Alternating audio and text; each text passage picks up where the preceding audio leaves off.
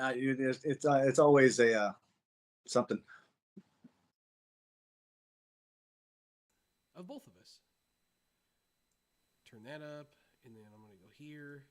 How's everybody doing tonight? It's a BP Hero Podcast, Season 9, Episode number 4.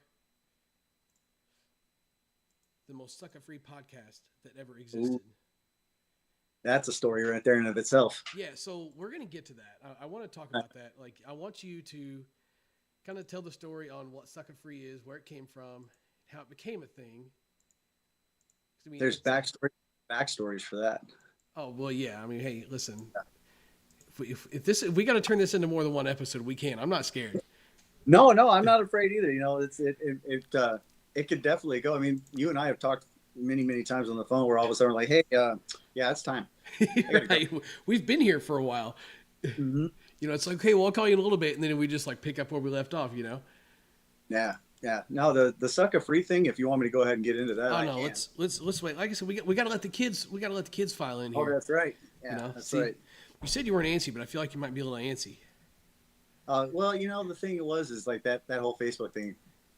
I just don't get it. It's got you tripping, don't it? A little bit, and then I'm looking. You know, it's a little bit warm in my garage. It's actually kind of been real hot in Southern California. Oh, you're in your garage? Mm-hmm. Oh man. Yeah, totally. Like I said, when we were trying to get the audio going, like I said, my house got that ceiling, and I've got tile floors. Everything just echoes. So I thought the best place for me to come is actually in my garage. So set up a little sheet behind me. Yeah, it looks good. The clothes rack right there, and then of course, you know, got to represent the sponsors, and then my homie right here. I think you know this guy. Seen him a time or two. Just more anonymous stuff. My gloves. No, I totally get that. Let me see. Are you still rocking that red Vinci? I have it. I will once in a great while. I'll get it out and mess with it. Like whether it be just like I'll get it out for league games. I don't use it in tournaments anymore. I don't trust it. Oh, you? I'm gonna be honest. Is gonna bust through? Well, so it's kind of like the very end of it's just kind of floppy, dude. I've pitched probably 1,000 games with that thing. Oh yeah, and the heat. Yeah, yes, it's just cooked. Yeah, I won't say the real name for it, but it's an FCP. Okay. Floppy cow. Oh yeah. Well, it's not quite there, but like I don't trust it. Like it's one ball away from like messing me up if something doesn't go right. Who was the guy on Softball Fans that did all the glove work? There was a couple of guys in there. I actually sent my my high school trapeze to him. So Dirty 30 did a lot of gloves. Yeah, that's true. I can't remember 100%, but he hooked me up. I got a few more years out of the old girl. Tony knew it was Floppy Cow Patty. He knew. Oh, Tony. Do I know Tony? No, Tony's a local guy. Oh, right on. Yeah, let's see. I can't get this chat to pop up on the screen here. Might just have to roll without the chat tonight. That's kind of disappointing. But place that there. Interesting. Okay, so I'll get rid of that since that's not working. Then we're good. Okay. All right. How are we doing on time here? All right, we'll give him a few more minutes. So anyway, so like just a couple of like warm ups here, something to get us going here. So I want you don't think too hard here, okay? I know you're a deep thinker. You like to overthink things just as much as I do. Look at you. So you can dig in. If a cat is riding a cheeseburger in outer space, does the cheeseburger stay together or does it fall apart? There's no wrong answer here. You know, you said a cat. Uh-huh. No, the cat's going to hold that thing together. How come? How come? Yeah. Because cats will grab on with their claws to anything, especially if they're going through space. Fair. I like that. That's a fair answer. Dude, I asked that question to like, I work in a production facility, you know, so it's like I've asked it to the plant manager. I've asked it to get like guests from St. Paul. I've asked it to like engineers. Like, I don't care. I'll talk to anybody. You know me. So it's always interesting, like the responses that I get with that. It's kind of funny, but that's the general consensus is the cat is going to grab on. Yeah. But I had somebody ask me one time, like, what if it's like one of those fancy cheeseburgers that's got like a toothpick through it? Oh. Touche. Yeah, you got Neil. I got Neil's Tyson DeGrasse playing in my head right now about the physics of a cheeseburger flying through space. You're welcome. Yeah, thank you. I'll be thinking about that one tonight while I'm trying to go to sleep. It's kind of funny because one guy, he came up to me the next day and he goes, "Hey, I got to thinking about that last night." I said, "Yes." Are we going to get onto that? Is a hot dog a sandwich or whatever it is? So he actually hit me back with that one. Dude, there's no way a hot dog is not a sandwich. It's bun, meat, bun. Yeah, because you know what? Some sandwiches aren't cut all the way through either. Oh, see, like what do you call the open face? Sometimes, yeah, they just open it up. Like Subway doesn't cut all the way. Well, actually, you can't cut a Subway. No, and especially if it's like what if it's a wrap? Oh, yeah, then it's a wrap. Oh, fair. But I mean, but is a wrap a sandwich though? Because I mean, if you fold it in half. Yeah, pita pockets. I mean, Ooh. Where does this rabbit hole end? We're getting this thing off on the wrong foot, brother. Dude. Hey, just don't offer me any cheese pizzas. We got cheese pizzas, we got bonus wings, we got the whole nine. Oh yeah. Just for you, we got that for you and Snacks and Eric right here in the back. Okay. Oh, Snacks in there? Yeah, well, he will be soon, I'm sure. Yeah, I gotta. So I do watch your material, obviously. Yeah. And I know Snacks is a 28 balance guy. Yeah. And I know we don't offer a 28 balance. We offer 26 and 27 because those are the most popular sizes. And sure. when you're a small company, you order what sells. Sure. But I'm sure I could probably convince. So Michael Vinny, we'll just refer to him from that. I'm sure we'll go over it again one more time if we get deeper. Sure. But I'm sure I can convince him to make a 28 balance. I mean, I think it would sell. I won't say well because 28. The problem with 28 is you just literally never know. Yeah. Well, we order them for the guys that know that are going to buy them. So we usually get 5 per order, just 5. Okay. And that's in the different loads that we offer. So sure. So that would be like when William, that guy, the local guy, wanted a 28. That's why you went ahead and you knew you'd have one coming. Yeah. Okay. So I made sure. Yeah, one of the guys on my team wanted one. I know that he wanted one. I think that first load, we only got 2. I think the one for him and the one for the guy on my team. Okay. So but that was only 50 bats. I don't know. It was a small order for that first batch. Gotcha. Okay, so let's get things started here. Obviously, again, just kind of covering here. I got Boggle Far here from the old softball fans days. Everybody knows him on Facebook as CV Laws. His name is Chris. That's what we're going to call him tonight. I'm going to adjust this just a little bit. That's what we're going to call him tonight. Thanks for being on the podcast. For those of you maybe kind of strangers to the comment section or anything like that, may not know this guy. I don't know what you're doing wrong. But especially if you're on social media and you're in the senior game, there's probably a decent chance you've seen this man here posting around a little bit. We're so glad to have him on the show. He and I have been friends for a very long time, and this is just one of those things that's like long overdue. I kind of felt bad. You pointed out to me, it's like, hey, I wouldn't mind being on there, and it's like, dude, I am such a squirrel that I'm like, yeah, that's a good idea, and then I just forget. That's a true fact. No, I think we talked about it back when you were still using Discord. Yeah, that could very well be. Yeah, because I was like, man, I got to download all this stuff just to be on there. We talked about it, and you're like, yeah, just I want to call you on Facebook. I'm like, okay, cool. Yeah, dude, it's super easy. It's the best thing for everybody because like some people have Discord and some don't. So I hate to make people get things that they wouldn't normally mess with, So I don't want to inconvenience anybody. But so let's get started here. Kind of get you familiar with the group here a little bit. Maybe some of those that don't know you. So your name's Chris. You're from California, yeah. So what got you into slow pitch softball? We're going to go all the way back to the beginning here. How did you get here? I was playing wood bat men's league baseball here and I just love playing and competing. So when they said, hey, they've got this slow pitch thing, you want to come play? And of course, I was that guy, singles to doubles. Yeah. Crazy, throwing the ball everywhere. That was that guy. Walk in the box, which, I let that go, but yeah, all that crazy stuff. And then running my mouth, running hard. I didn't play co-ed though, thank God. Oh, come on. No, I didn't. I'm not a co-ed fan. Just a competitive thing or what? No, I don't like umpiring it either. That's awful. I'm sorry. I'm not sexist, but when you put men and women together in the same thing in a competitive space, and as protective as some people get, and then, some softball people just aren't the greatest people. Yeah, so I can side with that. It gets messy real quick. So I just try to avoid it. No, that's completely fair. I definitely know what you mean by things getting kind of overly competitive and overly protective as well. I can remember this one time, this dude had been hitting balls at the girls all. We were at a tournament. We played. This is now our third game playing them because they. I'm not even going to get into it. They beat us the first time, knocked us in the losers bracket. Then we're double dipping them, whatever. And he'd been hitting at the girls all day long. He would hit at a girl and just run as fast as he could until the ball got in front of him. Yep. So I started. He was hitting at second base and just running because when you're playing, anyway. So yeah. I would pitch it and slide over, and he would just start hitting it further and further down the line.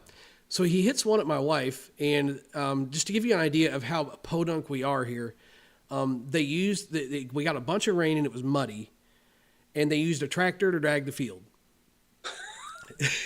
Okay, so it was better, but there were still like some tractor prints here and there. Yeah. So ball hits the tractor print, whack, domes up the old lady. She's out, sack of taters on the ground. Dude rounds first base, lunges over her to keep running to second. So like overly competitive, over protective jackass just picks the ball up and just tries hitting him in the back of the head with it. Yeah, I could see that. Not one of my prouder moments, but I will say the best part of the whole thing was our shortstop saw what was happening and saved his life. Basically just like reached behind his head and knocked it down so it wouldn't hit him in the back of the head. And then the guy went and hid behind his wife. So that was the best part of the whole thing. Yeah. You talked about it once before, haven't you? Yeah, probably, yeah. Well, at least once. Yeah. No, you don't mess with Mrs. Hero. No, nobody. Or I'm not even like confrontational, but when it comes to just, we're just going to let it fly tonight. Just being a douchebag, mm-hmm. I mean, you're going to get what you got coming. Oh, yeah.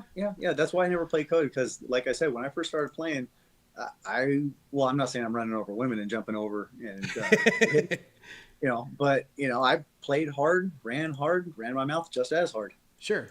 Why not? And that was back in the drinking days too. Yeah. So you're not a drinker either, right? No, 8 years sober. Yeah. Okay. Hell yeah, dude. I'm, let's see, what is this? 2024. I'm on year number 4. Yeah, that's right. Yeah. I remember you talked about it because you stopped. I think, it was COVID. You were talking about that.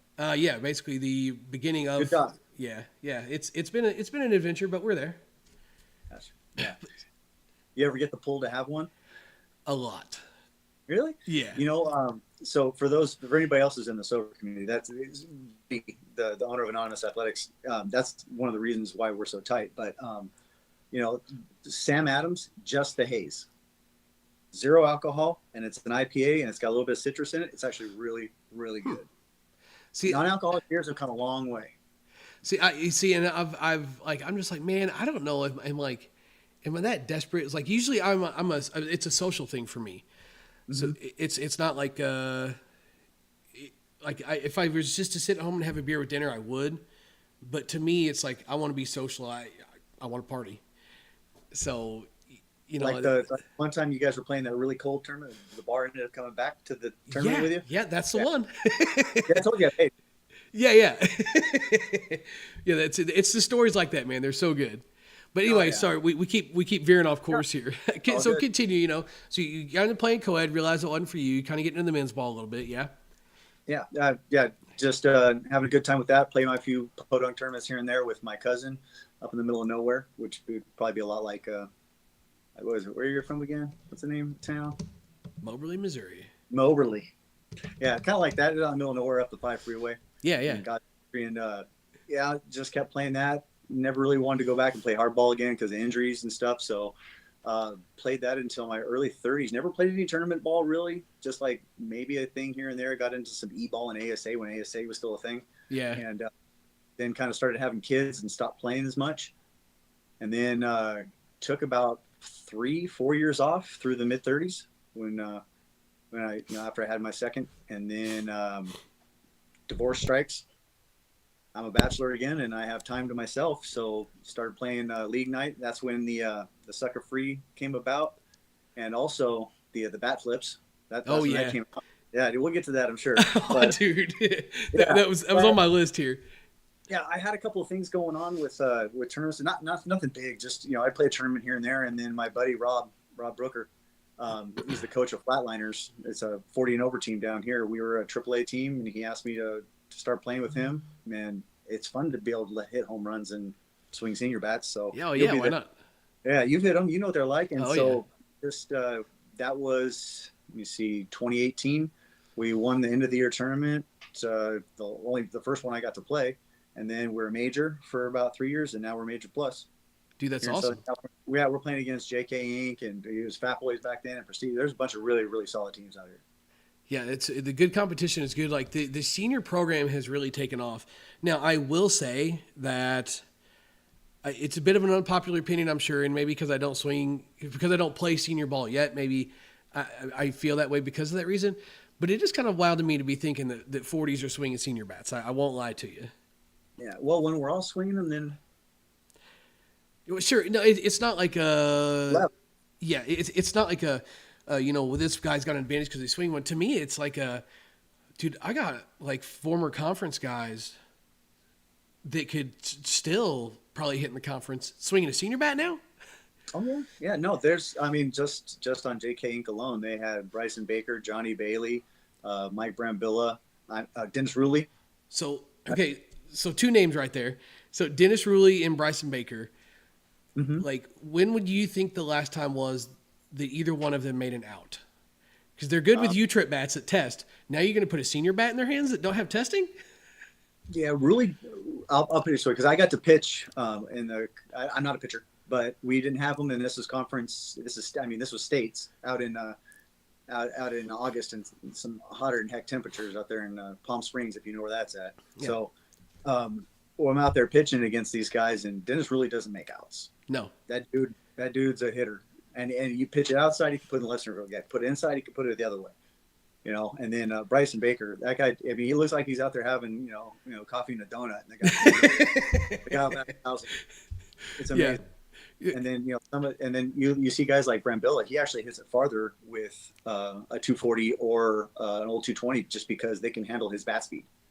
So does he still hit a senior, or does he swing the old stuff? No, he swings for Mike and still the Rawlings group, and so he'll still hit senior bats. Okay. But and then of course Johnny Bailey's local to me here. He's in Coronado, which is down by San Diego, and that guy's automatic. Sure. I got to hit with him a bunch. That dude, any line, any pitch, any gap, you name it. You think you got him played in the right spot, he shows you don't. See that, and that's the thing that impresses me with the senior ball is like.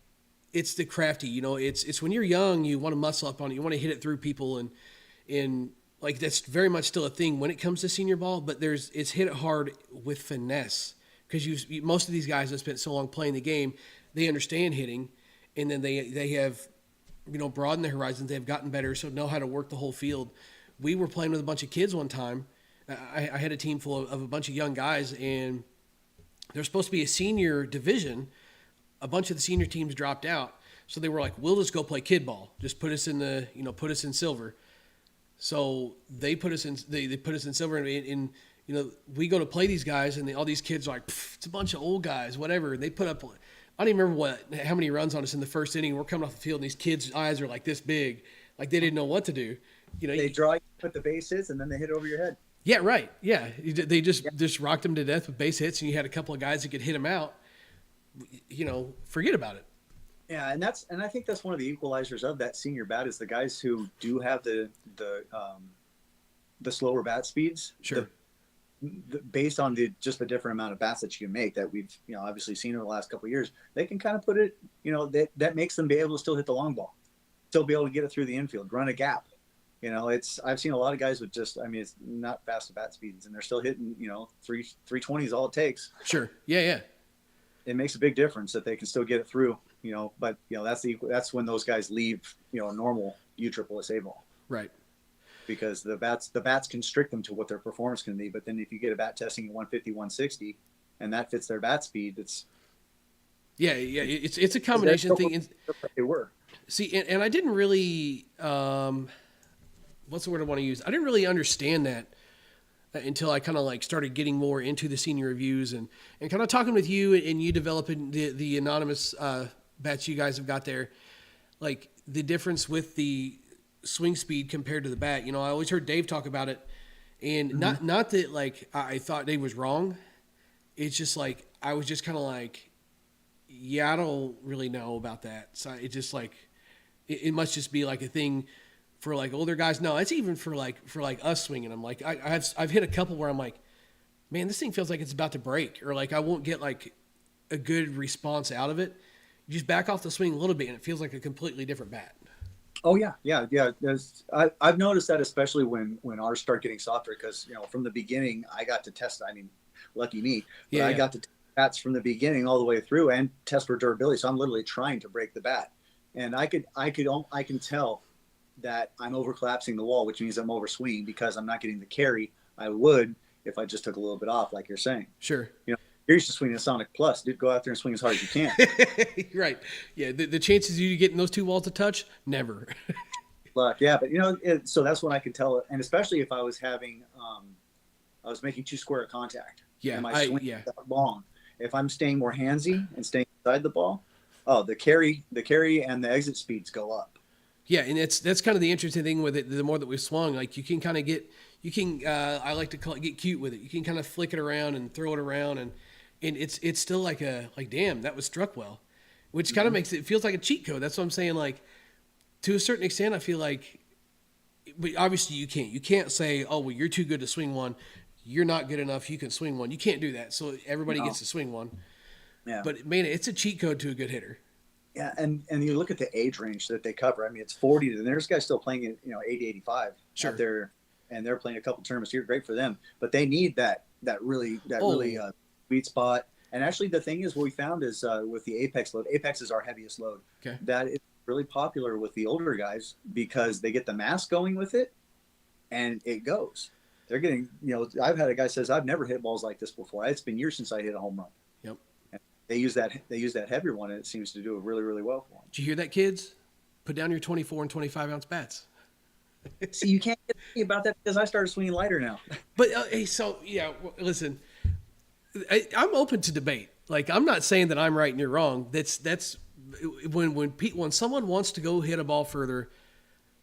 When I'm talking U-trip bats, when you're wanting to go hit a ball further, don't go buy a 25 ounce bat. No, personally.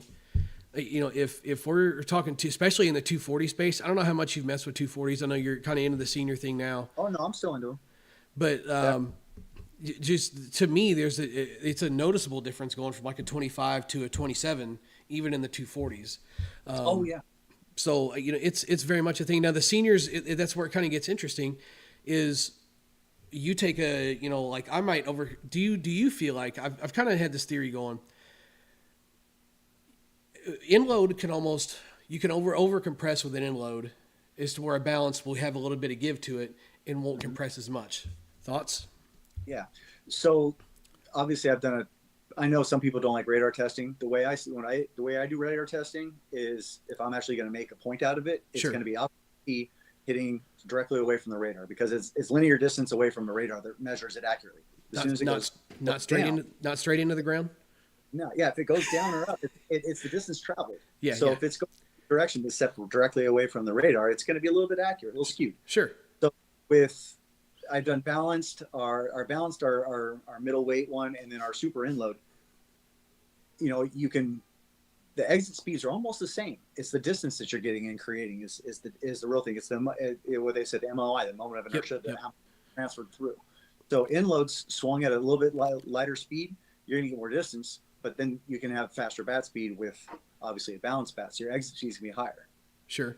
So I guess where I was going with that though was as far as like compression on the bat, do you see compression drop more with the inloaded bats than you would a balanced bat? Have you tracked any of that? Anytime you put a massive amount of weight on the end of it, obviously it's going to be able to compress the wall even further. Okay. So if you're looking at the longevity of a bat, your balanced bats are going to last you a really long time. And then obviously it's going to get incrementally less the more weight you put on the end because it's going to collapse the barrel down. Sure. Okay. So I was going to add, that's why I wanted to ask you that question because I knew you did a bunch of that kind of research and testing when you developed these anonymous bats.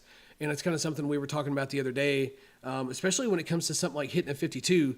I feel like that's why the lighter bats do well in like the FIBs and all the inner barrel technologies we got these days.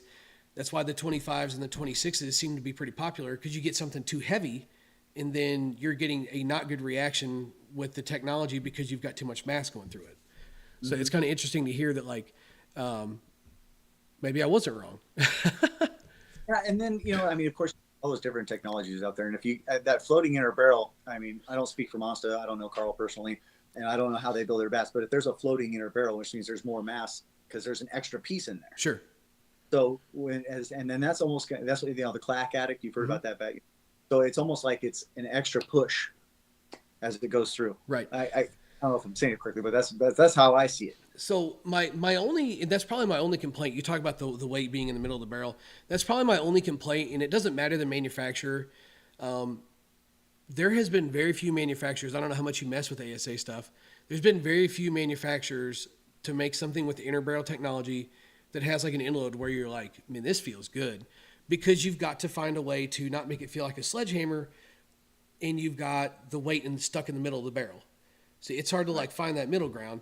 So it's a bit of an interesting thing, and I could sit here and geek out and talk about like the bat science and stuff like that all night. We're going to start a series here pretty soon. I'll go ahead and say it now for the podcast, and I won't talk about it again. So if it gets around, it'll be someone from the podcast. So that's cool. We're going to start a What's Inside series soon, and we'll probably start small. It might be a piece of equipment here, a piece of equipment there. We're going to work our way up to a bat. And I want to do a bat a few different ways. But we're going to see what's inside these things. And I feel like that would be something kind of interesting to see. Maybe, obviously, I'm sure somebody somewhere is going to get upset because, we got a patent on that and you're doing this. But, like, I don't know until I find out, right? So yeah, it's always patent pending. Well, yeah, never right. And that's the thing. Like, to my knowledge, just because there's a patent on it doesn't mean I can't look at it and show somebody. It means I can't use it. To my knowledge. Royalties, basically. Yeah, right. So I'm not trying to reproduce it. Mm-hmm. So to me, like I'm golden, but yeah, you can show off what's inside of everything. I mean, it's your property now. Sure. So if you cut a bat in half and you're showing what other half, or if you split it open lengthwise, that's okay. So that's the goal. I have to find a way to do it. But that's the goal. I want to do one lengthwise because, like, everybody's probably seen a bat cut in half, like the inside of the barrel. I want to do one lengthwise, but I can't figure out a way to do it. Bandsaw. Does a bandsaw have enough room on the back side of it? Well, reciprocating saw. Or if you table saw with a metal cutting blade in it. I never thought about a table saw. Table saw would be good. Yeah, and then just kind of run through. I'm sure there's somebody out there that knows a lot more about machinery. Yeah. Hey, listen, if you're a machinist in Missouri, hit me up, right? But a reciprocating saw, but take your time with it and keep it all the way up against the bottom of the blade so it stays true. Yeah. I'd probably first. What's that? You start with the thin end first. Yeah. And I'd say use a metal cutting blade because some people do use metal rods still as their handle weights. Yeah. And I was thinking between that and I want to find something that's not going to take. I really like the bandsaw idea because the blade is thin and won't take a lot of material out of it, so we can really like get a good look at it. But my fear is how fast am I going to be able to get through it? Will the composite start to melt? That's true. Well, it'll probably melt a little bit on your cut, but other than that, probably not. Sure. I'm worried about the blade getting hot and melting the composite as it's working its way through it. It should actually go really quick. We'll see. I can try it. Well, remember that video that U-Trip showed when they were cutting off caps? Yeah. They're just sawing the bats in half. I mean, they're using a chop saw. Yeah. See, and that's what I'm probably going to do for the first handful of things I've got on the agenda. Is just use a chop saw. I got access to a chop saw. So Adrian here in the chat actually had a really good idea. Tape the bat well before cutting it so it won't splinter as bad. That's actually brilliant. I didn't even think of that. So that's a really good idea. So maybe it is a good thing I kind of brought this up before I just started kind of freeballing it in my garage. Make sure you wear your safety glasses and gloves. Oh, hey, dude, the gloves is a must for sure. So, well, yeah, that's right. You work for 3M. You're good. Yeah, I got this. So yeah, that's but when I was in school, high school, they did like vocational classes for part of the day, and we did auto body, and we worked on a couple of cars that had fiberglass in them, and I learned pretty quick. You work on that stuff with long sleeves, gloves, and a mask. It's no joke. So I can imagine, composite being the same way. Oh yeah, definitely. So let's talk. We kind of got a little bit into the bats here. So tell us about like from inception to where we're at now. Like how did this all come about? You getting involved with the anonymous, and they were like, hey, will you do these bats for us? And I mean, like, to say you're not one of the faces of this bat brand would kind of be a disservice, I feel like. So how did we get here? Well, let's go back to the Sucker Free days real quick. Can we go there? Is that cool? Please do. All right. So What is Sucker Free? So Sucker Free it's a lifestyle. No, Sucker Free is kind of the way you carry yourself on the field, and then obviously no shave bats, no being a douche on the field. I've broken that rule, so sometimes I haven't been, but and not taking the game too seriously too, and being that guy. It's not all about the winning; it's about the people that you're with, and also you're playing against too. It's kind of that type of thing. But it came about so. Michael Vincent Vinny, the owner of Anonymous Athletics and Anonymous Custom Gloves. I played with him, his brother Dave, and their dad, Don, all in the same league team back in like probably 2012, 2013. And so that's how I got to know him. Vinny went off his own direction. Dave and I kind of hung out for a while. Then, things just started going different directions in our lives, kids and just the whole thing. And then both Vinny and myself, we're both in recovery from different addictions, and that's very important to us. That's obviously like the logo, Anonymous Athletics. It's super important to us. But so the Sucker Free thing came out, and we started up with that. And once Vinny cleaned up, he started on this venture with the custom gloves, Anonymous Custom Gloves. And I just started playing senior ball again. And he said, hey, I just got this coming out. I want you to check one out. He gave me a good deal on one because obviously at that point he wasn't able to do anything for anybody except for just selling his product. And sure. He made a good product, and he's actually gotten a lot better. He's constantly looking for new and improved makers. And obviously everything comes from overseas, but he's always finding a new maker that can do all sorts. I mean, I got elephant print back here. He's got, you name it, they can do it. It's pretty cool. So, he hooked me up with that. And then a couple of years ago, probably 2-3 years ago, he said, hey, how about you sign on with the brand with the gloves? So it started there with that. And we've just always fights through there. And then we're playing league night, and he's real close with one of the guys on my league night team here locally. And he had a bat for us to try out, but it was going to be for the 240 space. So we're hitting and everything like that. And he was just having a little trouble with just kind of dialing in a little bit, and margins are hard to beat in that market, and everything is so popular. So I told him, I said, seniors have a lot of money. You don't have to worry about returns. It's an easier space to get into, and that's all I left it at. And then I was actually driving to Vegas to go play in the SSA USA Worlds in I guess it would be in 2022 in summer, and I was having a telephone call with him on the way down there. And he just said, I think I want to go that route. I'm going to have the manufacturer I've got send us a couple bats, and we're going to try them out. What compression do you want me to start at? So I gave him my thoughts on it. And so we started hitting them, and it took about a year, and moving to another manufacturer that we found. And literally, I think probably within the first 5 swings of trying the one that we went with, I knew right there it was what we wanted to go with, as long as it can meet my durability standards. So I appreciate the fact that you put a lot of time and effort into making sure you had something good, and you spent a year testing stuff. And this is not me throwing shade at any company. So I'm saying this without like trying to attack any certain company. So don't anybody think I'm talking trash here. But there's certain companies, not even certain companies, but it's a deal where it's like, we all know where you can get a bat made, so you go on here and you get your bat, you have it painted the way you want, you send it out the door. Like, they might have one person test it. This thing's really good. They hit it in the cage. Well, then turns out they're not all that great. Like, okay, well, don't, just because you can buy it and put some graphics on it and sell it doesn't mean it's going to be a good bat. Put some time and effort into it. Put the energy into it. Make sure you're selling something good. I've had a couple of people send me some stuff like, hey, we want you to try one of these out. And I'm telling you, it was the same bat. It was two different companies, and it was the same bat. So I know they got it from the same place. It was probably came off the same shelf, and they both sucked. And, Yeah, there's a couple factories.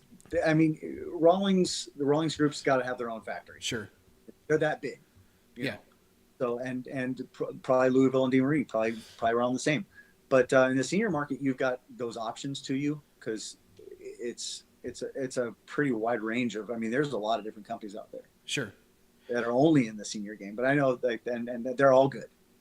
Right. Really, I hit. So when we were doing the testing, I would take the best bats that I saw in whether it was one piece or two piece, and I would hit them against the demos. Which this will tickle your brain. I was getting higher exit speeds with my demo, but less distance than the other ones. So I was getting better with the production models of other companies versus the demo that we're hitting. Now this was the old manufacturer, and then once we switched, it became and I'm not, and like I said, one of the things is I know Carlos Vega very well. I know Ryan and Vegas really well, and then I don't really know. I know Leroy Dozel really well, but everybody makes a great product. And no, like yeah, and those it's all feel. Yeah, and those aren't the companies that I'm going at. Just no. Yeah, no. There's like it's one of them was an apparel company and the other one was I don't even know what. I have no clue. That I literally didn't know at the time. It was the first one, and then the second one was an apparel company that wanted to make their own bat, which was I found out where these are coming from. Let me try to get one. It was the same bat and it sucked too. And I flat out told them, like, hey, look. Like, I'll give you some video of this, but it was me talking through the whole thing about how it wasn't all that great.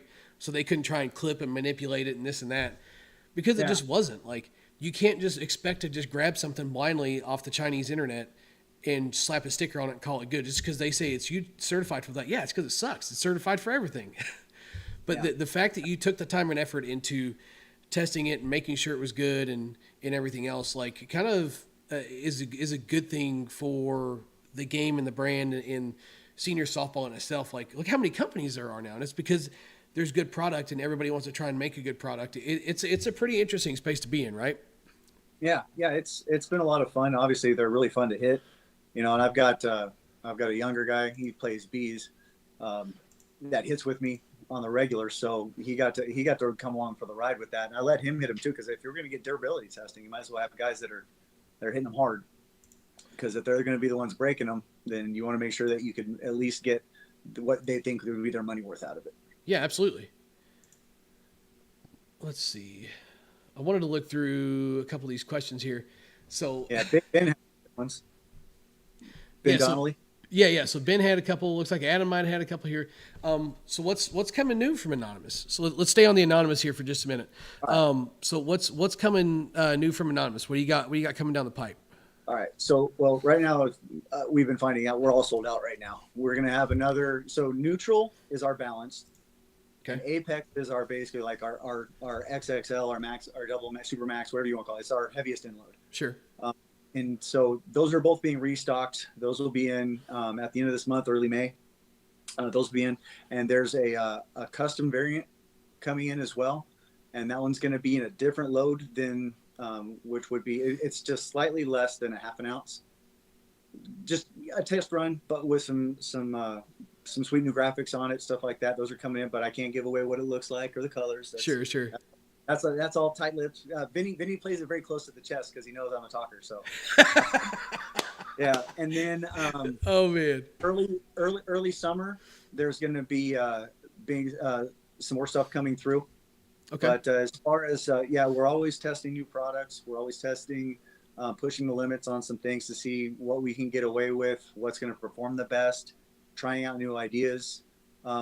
So there is stuff that we're working on, and lucky me, I just he says, hey, I'm sending you something, take it through the ringer. Oh shucks. Yeah, I get to hit BP. Yeah. But there are some things coming along, and it's always going to be a lot of fun. There's another custom that's coming out this summer as well with that other things that are dropping. But that one means a lot to me, and it's going to be a custom bat. We haven't decided what load we're going to put it in yet. We're going to kind of see what we want to do with it based on the loading we want to put in it, but it'll probably be somewhere in the middle, but maybe it could be the apex. I don't know. But the bat, I saw the proof of it the other day. It is gorgeous. So, any plans for a two-piece? Adam wants to know. Any plans for a two-piece? Ask. You can have Adam text Vinny about that one. See, that's Vinny. All I'll say about that is we're always working on new stuff. That's Vinny holding his cards at his chest and smiling because he knows. Yeah, because you were the first ones to get the inception for the test runs, and to get the ball rolling on that. As a matter of fact, so thanks to both of you, obviously, for always taking care of it. Yeah, that's a blast. I love doing that stuff. And like, I knew that when you were ready to send me one, so I've had, like I said, I had a couple companies send me one, and I've done some other prototype testing for some companies and stuff through the years. But it's always been like middle of the road. It's never the end game. Like, because one thing that gets me is, it's like, okay, well, we'll send this out to you, and then you try it out. Well, it takes them another 4 months to release it. And what did they change between now and then? Oh, we sent you this one, then we made this change. Well, then why'd you send me this one? Like, send me what you're going to sell. You guys sent me what you're going to sell. So, like, and I knew that by the time, you were ready to do that, it was going to be something good. And two, you're involved in this, it's not going to be junk. So there's not a lot of times I would, like, just randomly be like, yeah, sure. But, like, you stand behind what you're doing. You always have, no matter what it is. So I knew it was going to be something worth doing. And you guys got a hell of a product there. I'll tell you for sure. Appreciate it. Yeah, Vinny showed a lot of trust in me in that, because he does play, but not at, I'm not going to say at the level that I do, but on just I'd say knowledge about like what we're dealing with and who we're up against, because I do have all the bats to me. I can my coach has got everything under the sun, so sure. It's like, I get to test it against everything else. And I told him, I said, this may take a while, but when I tell you it's ready, you can trust it and we can go. And he said, all right. And, the first day I got it, I said, well, if I can make this last X amount of swings, you got to go to market with it. We're ready. Right. You got to send it certified. And then once that's done, we can go. So you've had kind of the experience with testing a lot of different stuff and I don't know if you guys have tested any two-piece stuff or anything like that, but if you were to make your ideal bat, if Vinny called you right now and said, what do you want to make down to the T, what is it? One-piece, two-piece, Inload, balanced, super-duper load, no handle, some kind of crazy Bluetooth handle, what do you got? Well, for me, I've always been a one-piece guy, Yeah, that's sucker-free right there. That's some sucker-free stuff. Oh, let's go. See? Let's go. Yeah, I bought, it was 2009, you think? Maybe earlier than that. Hey, it's probably backwards. That says 1.2 BPF. Oh, dude, that's old. It's old. For me, I don't really care about one piece versus two piece, but I've always been a fan of the one piece. And Don Cooper said it. One piece will always kind of outperform a two piece. Sure. For the most part, I found that kind of to be true. It also depends on the maker, because Louisville Slugger makes a two piece that's just. I mean, yeah. And I know you're a big fan, and of the stuff I've hit, I've really liked too, but. It'd be a one piece, and then it depends on the game I have to play. If we're talking big field, which we played a lot of BLDs out here, so it's always small. Sure. So if it's a bigger field, or if I'm having to push into the wind or anything like that, I'm probably going to want to use a 25 or a 26 1-ounce Inload in what we got. If it's just a normal regular day, I'll either swing a 26 of the half-ounce, or I'll swing a 27 balanced. So you will. Because that's not my job on my team. I mean, hitting home runs is easy, but on my team, I got a lot of guys who can hit them. And when you get 10 of them, guys don't really care about hitting them, Sure. So my job is to hit gaps, work the ball around the field, make the defense guess where I'm going to hit the ball, and try and laser it through somebody. So you will. So will you switch bats in a game depending on situation then? Yep, I've done it. When our bats came out for Toys for Tots, that goofy little picture that I sent you of me, yeah. Thank you, Ryan Vega. That was out there. But that whole day, since we wanted to show the new colors of stuff that we had out because they were just coming out, so I swung the black bat, the teal bat, and then the white bat, and then the gray bat, all in succession in a game. That's each at bat I switched. So I guess okay. So my question should have been like situationally, will you switch bats?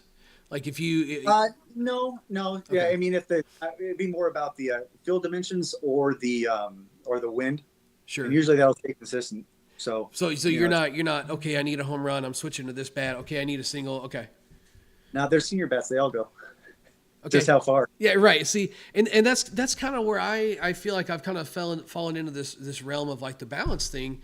Is balanced bats aren't necessarily made for distance. I mean, I think that's pretty much like common knowledge. If you have at least a general understanding of like bat loading and things like that, balanced bats really aren't like made for distance, right? So they're more made more for control. But however Louisville's done it, I don't know if they've got like flubber inside their barrel or whatever it is.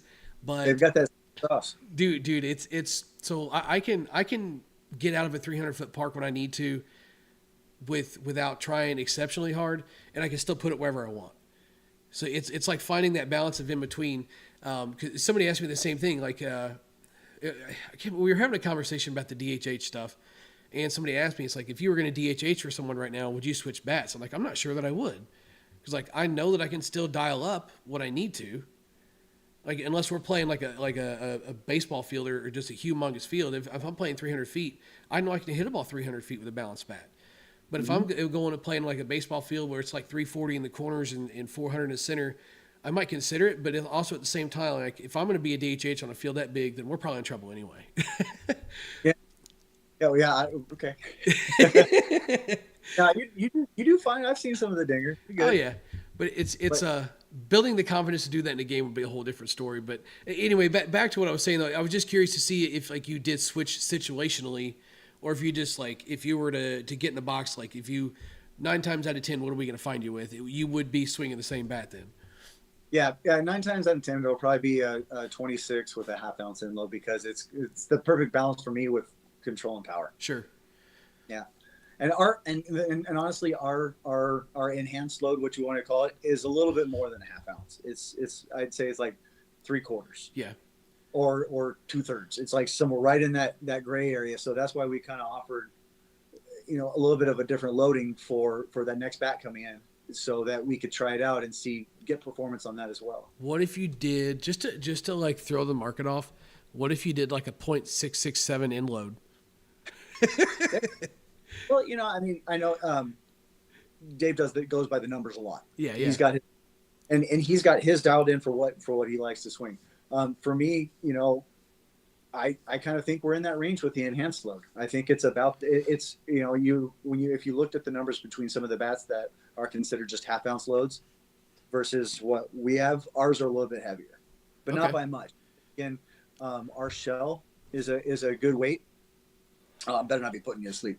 Oh yeah, I woke up way too early this morning. I've been there. Yeah, I've been there. But I think our loading is like a nice 3/4 load that actually made sense for when they did it. Sure. For some people, I actually kind of like that, because sometimes I don't feel like the mass of a 1, but a half ounce is too light, especially if the overall weight of the bat that I want to swing is a 26. So back to when you were saying about Inload and barrel compression, maybe that could be a happy medium there as well, with full ounce being too much. Just offering it to some people to see what it's going to look like. I don't think it's going to come in a terrible amount of quantity. I think it's going to be a nice limited run, and and the thing is, it goes through seasons, man. We sell out of the Apex like that, and then we're sitting on the Enhanced, and all of a sudden they're gone too. But it's been fun, at least I can say that, and I can't wait to try out the new ones when they come in. No, yeah, that's go ahead, sorry. I used to swing that antivirus 30 ounce with the XEL. Oh, dude. Oh, man. One of the best. I swear. It's like that bat had to be shaved. I had a 30 ounce XEL antivirus. And it's just, but I think it was just that good. The XEL and the 30 ounce. I mean, it's like hitting a ball with a dump truck. Mm-hmm. Literally a dump truck. And especially they were 11-inch barrels? Yes. The antivirus was an 11-inch. That's, dude, it was like the perfect everything. It was so whippy for being like the short barrel, but it was like not the 10-inch barrel like you got there, which, like if you hold up the virus side of it, like if anybody's wondering, if you ever see one of these bats, try and hit it right between the U and the S. That's the only place on the bat that's even usable. Yeah. Have you hit it yet? Oh yeah, I hit it. I swung at a lead night the other night, and the leadoff hitter got out, and I was hitting second, and I really like the pitcher in our league, so I don't ever try and go oppo and accidentally, Yeah. box close in our league anyway. So I got on top of the plate with a little cut shot, and out it goes. Yeah. And then I end cap one, it goes off the fence. I mean, you get that bat head, it's game on. Yeah, you got to get it around, but once you do, that's why, like, when it comes to a bat like that, if I focus on, like, getting it off basically, I tell myself when I swung one of those, just try and hit it off the end, because chances are you're going to hit it where it needs to be hit. Yeah. Well, yeah, I find myself with the smaller barrel, too, getting the hands through first. Sometimes if you feel like you're swinging a bat, that's the entire thing is a barrel. Yeah. Oh, yeah. It may be a baseball transition thing, but, I've always been a fan. Anywhere between 13 and 12. We never got to my barrel size on my. Oh, yeah, squirrel. Stuff. Yeah, we go there, don't we? But anywhere between 12 and 13 inch. Okay. Yeah. So obviously with a one piece, you can still have a preference of a little bit of flex in a handle or like a really rigid handle. What you doing there? It all depends on how soft the barrel is. I mean, you're making the barrel you want. So if I'm making my own, I would want it to be on the stiffer side, not super stiff, but a stiffer side of the handle with like a medium hard barrel. Okay. Now we're talking Combat Virus Plague. Yeah. So yeah, I was sitting here thinking like, I actually Virus Plague was one of the ones that came to mind. Maybe like one of the original Mayhems. Mm-hmm. One of the original Mayhems would be something that kind of fall into that category too. Super stiff handle, a little bit of give in the barrel once it got loosened up. Yeah, the JH. Yo, ooh. Def Hall, the red with the black flames on it. Or the blue. Pick one. Those were actually real flames, just so you know. The flames actually lit up when it got hot enough. I sent you a mail for Throwback Thursdays. Yeah. Oh, yeah, you did. Trust me. That thing is a launch stick, man. I couldn't believe it. Yeah. I don't worry. That's the whole point. I got it from my buddy who got it from his cousins, and Yeah. That's that like 180, 190 or something silly like that. I'd have to go back and look. Yeah. I think I remember putting it on the tester and just giggling. And then that was one of those experiences where, like, we were talking earlier about like over compressing a barrel. So to me, back in the day, one of the telltale signs, if you were ever wondering about a bat, if it was a guy that barely swung or he hit a ton of knuckleballs, if he didn't spin it, like there's a pretty decent chance there's probably something weird going on there.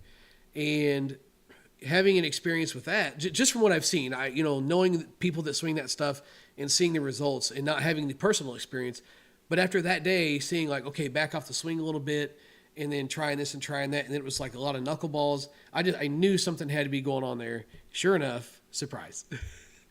But, oh wait, no, that was a different bat. You sent me the custom paint. Yeah, what was that? A mutant that you were swinging that was shaved? No. So it was a Jeff Hall. I had a Jeff Hall. I thought you sent me the Jeff Hall, but no, you sent me the blue. It was blue barrel red handle. I still got that thing in there. It's actually pink, but it came out red. So since you know what happens to it, maybe you were involved in this. Is that what you're saying?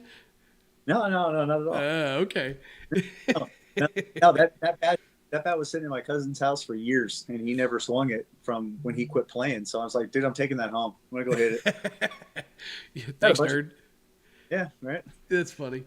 So let's see. Got through that. So is Anonymous going to have any U-Trip bats coming? See, now that's something that's what Vinny was going to make originally, what the whole program started as, but it was more financially available to get into the senior space first. Is he going to? That all depends on a couple of things. How well this goes, obviously. Getting into that market, it's extremely competitive. I mean, look at how many guys are putting out fantastic bats now. I mean, and they went from in the 2012 and a half when they went to the new stamp. It took them a few years to figure it out. Sure. And then all of a sudden, except for Combat had a dial from the beginning. But, but soapbox. Yeah, no. But yeah, I haven't had that conversation with them. It would be a lot of fun to start testing those, especially knowing. Tantrum, Resi, Bedlam. What else is out there that just gets hot real way and fails? Some of the anarchies, like the bazookas. Right. Some of those bats, they don't care if they fail because they want them hot from the beginning, and as long as they start in a place where they can get some swings on them, that's perfectly fine. And I'm not calling out manufacturers. They're selling bats, and Right. that's Do you know what you're talking about? yeah. So it'd be a space that we'd like to get into. Yeah, probably, but I can't speak for him on that about when or how he's going to do it. But I know that this has got to continue having the success like it has, and then maybe he'll look into something like that. I saw because Donald Finn is the guy who asked that question, right? Yes, it is. And he was he's one of the local guys that got a black apex, and it's just like, dude, that is insane. I'm hitting balls like I've not never hit before, but I haven't hit in a long time. Yeah. So he was one of those success stories that just love that apex load. Sure. So let's see. So Ben, so you were talking about Ben, Big Ben BP. He had a couple pretty good questions here, and I like these questions. Okay. So what's your BP routine when you're getting in the box? What are you working on? Are you just kind of hitting to hit? Like I said, my BP buddy, lefty, thank God, so we don't destroy the box in the same day. We'll get out the tee first. It's, the things I like watching what other people do from BP and hitting with the nation. I'll watch his stuff. And so we've been watching that lately, and we started doing a little bit of tee work to begin, just get loose because, I'm up early to go to the ball field to hit on like a Sunday morning because the ball fields here, they usually get taken up either by soccer, football, or they've got travel ball here, and it's year round. Or beat the heat. Yeah. Well, when it does get hot. So we'll be out there like 6:30 in the morning. So it's cold. We're going to warm up. So we play catch a little bit, hit the tee for about, rotate every 5 or 10 swings, hit some balls that way. And then we go into usually about 4 or 5 rounds of 20. And for me and him, since he's playing Bs and they don't ask him to hit home runs on his team, we're usually working a lot of base hits, hitting holes. I'll put out the discs everywhere, so gaps are, see where the players would be, and then we'll play games where I go, okay, hey, 5 man's pull side, 5 man's push side, and to work different pitches in different locations. That way, when we get into there and we need to hit a spot, we got the confidence to do it. And then we'll go into a situation, well, okay, hey, gap or gone. There's no such thing as gone. That's what I learned from Johnny Bailey. You hit it to the gap, and if it goes, great. If it doesn't, usually it's in a spot where it's going to land. Okay. Okay. So I like that mentality. Like, well, when you think about it this way, if you're ever going in a situation where you're trying to melt your third baseman, your best friend, don't regret that either. But, how many times do you go up in a tournament, you're like, okay, I got to hit a home run, and what's the first thing you do? You try and yank it out the left field, pull side. Sure. And the thing is, if you miss that, you're rolling over, and it's usually with people on, so it's a force play. So if you're trying to think more about hitting a gap on a pitch that's either inside or outside, depending on where you want to go with that, and having the confidence to go to those gaps. Well, if you lose it, no big deal. Sure. If you don't, it's probably going to fall. Right. That is Unless true. You can miss hit. You're right. But that's the problem I run into because nobody ever asks me to hit home runs very often. Sorry, Bug. No, it's all good. So what's your pregame warm-up routine? I'm to the age now where stretching is important.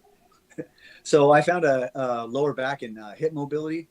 It's like a little 4 or 5 minute program. I got them all memorized now. So I usually do those and play a little bit of catch and maybe, like a little bit of sprinting down the lines just to get my legs loose because I don't like going my first at bat feeling stiff. I'd rather be sweating than go up there. Okay, that's fair. We'll give you that one. So have you, I know you're kind of, you're a gym guy. Have you ever messed with a hip circle at all? I know you're on the West Coast. I don't know if you know Mark Bell, Super Training Gym or any of that stuff, big powerlifter guy. Have you ever used a hip circle? What is that? So it's essentially, it's his branded product. It's a band that goes around your knees. Put your knees together, you put your feet together, you put the band around your ankles and then pull it up to your knees. And it's basically going to be resistance for your hips and your hip flexors. Mm-hmm. And you just put it on and walk around with it. Just to kind of get your hips and your hip flexors going. Because it's so good. I'll have to send you the link to one so you can kind of check it out. That's one thing that I try and keep in my bag. Like I lost it and then I just found it. So I didn't have it last year and it bugged me. It really did bug me. I'll just put it on because I'm either pitching or catching. So I don't want to take reps away from the guys that are doing grounders and stuff. So I'll just kind of bebop around the dugout. I put that thing on, bebop around the dugout, mess around with my band for my shoulders and stuff like that. Okay. Oh, so it's like a little pregame warm up. Yeah, for sure. I mean, that's what I do with that. I put it on, like I said, just literally putting it on and walking around in the dugout will get you stretched out and get you moving. I'll get you on these too. I ordered them off of Amazon. Total Control makes them. but they look like the wiffle balls, and they're made. So they make the heavy ones. Yeah. So like 10-inch. They got a little bit of weight to them, and they've got little holes. If you don't want me, I can grab it real quick. Yeah, it's up to you. Oh, well, let's see. I'll be right back. Yeah. So anyway, talk about this hip circle thing just while he's gone. That is something that I definitely think you guys need to check out. I tell you what, when I used to show up at the ballpark when I was a kid, it was like if the game is at 6, you get out of the car at 5:58 and walk down the hill. I'm like putting my batting gloves on as I'm getting down the hill. And it's like, am I up yet? And they're like, yeah. So I just like put my bag down and take my bat out of it and then go to the box. And that was 15 years ago. But now it's like, okay, well, even if I am walking down the hill at 5:58, listen, time blew. I got to stretch for a second. Yeah. Okay. So it's got a little bit of thickness to it, like in the wall. I don't know if I can get a good angle on it. Yeah. Yeah, it's about 3/16 of an inch thick. They're squishy. Total Control ball makes them. This is a YH80. Okay. Yeah, and they don't go like super far. So if you don't have a lot of space, they come in a pack of a dozen. You just get it, and you can. They got a little weight to them, so you could pitch them. Yeah. Get about 30, 35 feet away. Guys can stand on the up. It's a good way to keep loose. Interesting. A good way.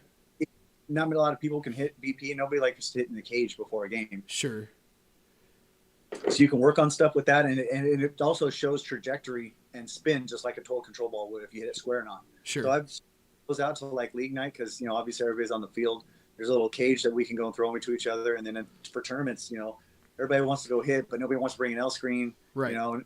So those are amazing. So how far will those go? If you hit it square, they roll farther than they fly. Okay. So rolling, so you got to have somebody to stop it, kind of. So like if you just like had your people set up like at a general shortstop position, is it going over their head? 75 to 100 feet. Okay. At the moment. That's if you like. But normally, if you're obviously just getting warm, you're not trying to hit tanks with them. They're not going to fly very far. Sure. Okay. But it's perfect for that. Okay, that's interesting. Like especially if it's like where that would be extremely beneficial. You said they come in a pack of 12. Like everybody's been in the situation where you're on the field and the other team is playing on a different field, and you're just sitting there waiting. Mm-hmm. You could just get a handful of guys out there and just pitch those and hit those. I think it'd be perfect. Yeah. Cool. And I actually found if it's just like me and my BP buddy before a game, and if there's an open field, hit into the backstop. Have him pitch from the backstop. You just hit into the backstop. Oh, okay, fair enough. With those, you mean? Yeah. Yeah. Mm-hmm. Okay. Yeah, great. It's not going to tear anything up.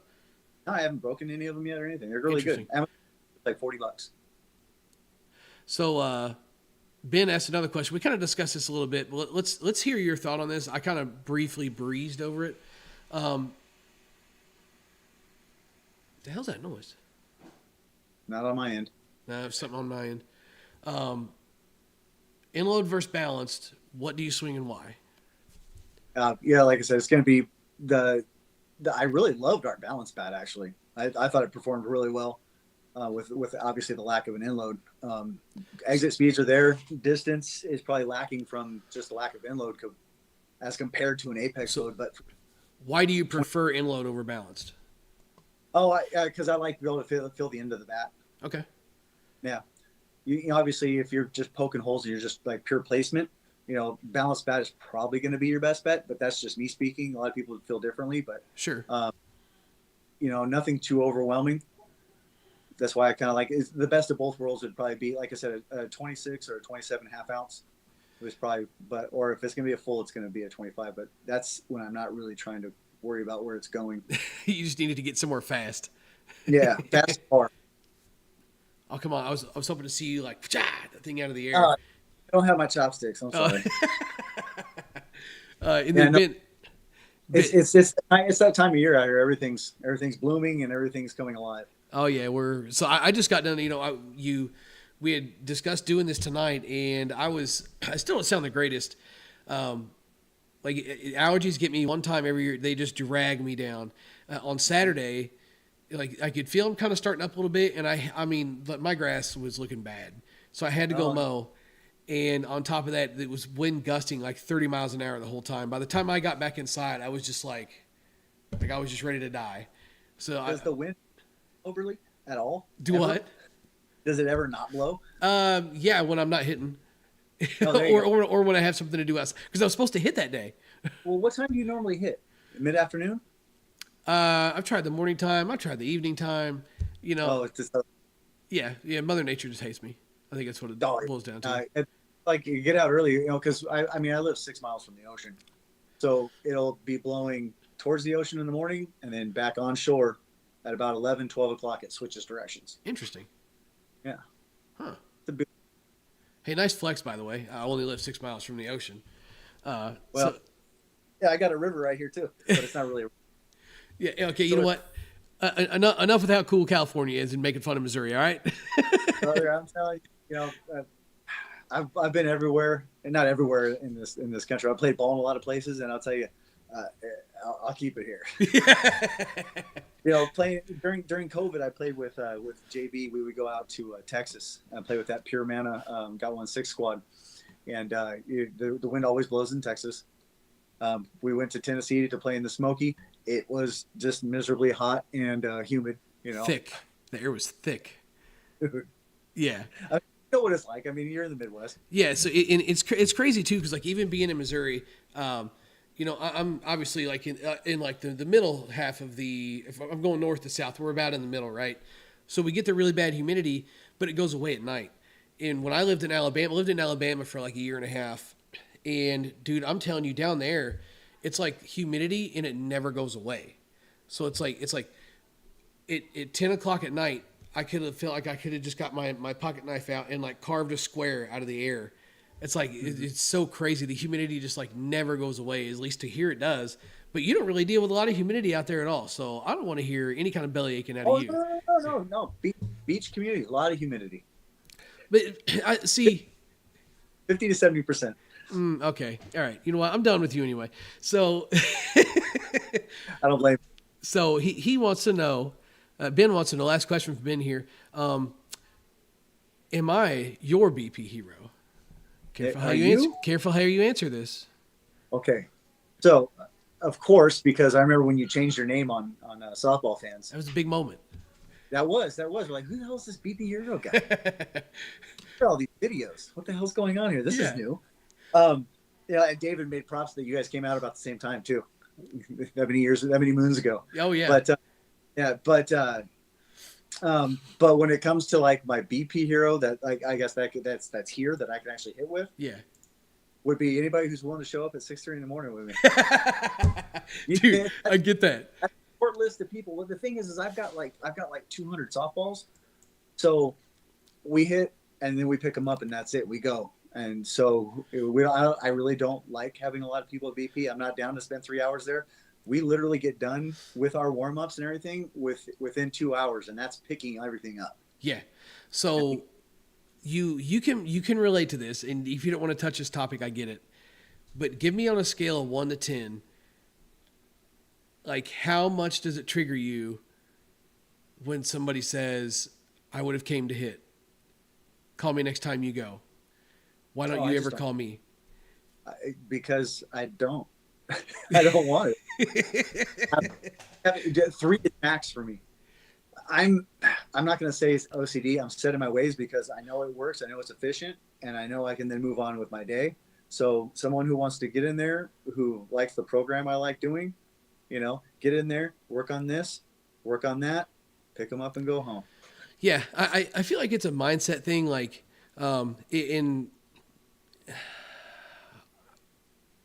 you know what? All right, so we're gonna do. Okay, so here's sucker free, and I'm kind of doing this right now. I'm kind of veering off the path here. I'm gonna be a douche for a minute. So, like I respect people wanting to come out and hit and wanting to hang out, and wanting to try the bats and everything else. Like I respect that people want to do that and they want to come hit with me and everything else. But like, there's also times where like somebody made the comment. Not to me, but it got back to me about how I can only hit with certain people. Well, it's because those certain people understand what I'm trying to do. And it's not that I'm not like, I go to hit to be a better hitter, but I'm also doing this for content creation. Like I couldn't tell you the last time I took a round of batting practice that I didn't have a camera running. Could not tell you. It's been years. So like, it's never just to go have fun. It's to do a job. And the people that I hit with understand that I have a job to do. I'm very lucky to have those people. And it's like they know what to do when we get there. They know their job, and like I've really made it an effort the last couple of years to take care of those guys because they are my coworkers. They're helping me make all of this possible. So it's like I have an agenda when I get there. They know what it is. They know what we have to do. So it's as much as I like to just show up and hit and lollygag and have fun and it might look like we do that stuff sometimes, but that's like we're doing that while we're working. Ain't nobody got time for that. Right. It's not bring your kid to work day. You know, I feel you where you're coming from on that, because I have guys in league that I play with that I talk to, because I talk to everybody. I really enjoy being out at the field. It's the time where I can go and just, I'm a husband, I'm a father, church. I got so many things going on that when I get to the ball field, I get to put some of those hats aside. Yeah. And enjoy my being there. And let me see, humbly speak about yourself. I'm a good ball player. Am I the best ball player? No, but I also engage with people and talk to them. It's a betterment of the brand. Like Mario Foster said, during that, it was one of the things that hit me really well. Treat everybody really well. Talk to them. See what they're all about. And I got a lot of people always ask me like, hey, I've been having trouble with this. What do you suggest? Or, a guy, one of his real close guys, we're close to Camp Pendleton, which is a military base here. And a lot of young Marines coming through. I get to see them a lot and ask questions. And, one really close guy with me, his wife plays women's and they play co-ed together. And they wanted to come by and hit BP. And, oh, yeah, of course, man. Hey, this is where we're going to be. And this is what time we're going to be there. If you show up, you show up. If you don't, I don't care. Right. But those end up being really long because it's working on something with them. Sure. And, hey, I can't push the ball. And his wife's just saying, hey, I just want to make solid contact every time I'm hitting. And so it turns into a coaching session, which makes it a longer BP section, which, I enjoy doing it, but I don't like spending the time doing it. Yeah. You see, and that's the big thing is it's the time. Like, cause also something else that, the group that I hit with, we do, we're still constantly trying to help each other improve too. It's all, I might see something Brian's doing, or Spencer might see something I'm doing, or whatever the situation might be. But that's why we're working here, and it's, people might have questions or want to pick my brain and I'm all for it. Like this is kind of, you're circling back to the speak humbly about yourself thing. I try really hard not to sound like the talking head that knows everything, because like I better than an average hitter, but I don't think I'm an awesome hitter. So, but I still feel like I have a lot that I could teach someone. So there's been times where I'm like, man, what if I just like posted somewhere and said, hey, I'm going to be out here hitting. If you want to get better, come out and I'll see if I can help you. But then there's the other side of it that's like, is that going to be taken serious or not? By the people that want to take it serious, yeah, they'll take it serious. Sure. And the people who don't care. Right. But see, but then circling back to, well, you never call me to go hit. Okay, so if I posted that, would you show up? Probably not. Oh yeah, there's a guy I love playing with him and against him. The guy's a great player, great pitcher, great hitter, everything about him. And hey man, you guys hitting this weekend? Yeah. What time? 6:30. And that's why I like hitting when I hit too. Is I know 100% the field's going to be available. Yeah. I hit on a great field because it's got two gaps in the right and left center where you can just walk out and get your home run balls. You can see them where they're at. Perfect. It's I can hit from 20 feet behind, so that it goes right up against the fence because it's a 300-footer. So we're hitting from deeper, right? Like baseball, and so where you really see home runs. Like, oh man, okay, that was a good home run. But if they don't want to show up, that's fine with me. So, and that's actually one thing. So when I was working third shift, Brian was working second shift. So when I would get off work in the morning, he would be basically waking up from going. He would get home at midnight. I would get to work at midnight. So he would go home and go to bed, and then I would get off work and we would go hit. Dude, that was the best. 'Cause it's the morning time. You're not fighting anybody for anything. Like it's nice and cool outside. You don't have to worry about the elements quite yet in the day. But he hated it. He's like, I get off at 7:30, and like he's sitting there like 7:30. Like I'd have to like knock on his window a couple of times, like wake him up. He is hating life. He does not want to be awake, but he's out there and he's ready to grind. And the thing is, I've noticed his swing come around. You've been hitting one out for what, two plus years with him? Brian? Oh gosh. Oh man, probably 3 or 4 years. Okay, and I've noticed his swing, and his power swing's gotten a lot better. His oppo right side, his right center shot's gotten a lot better. Oh yeah.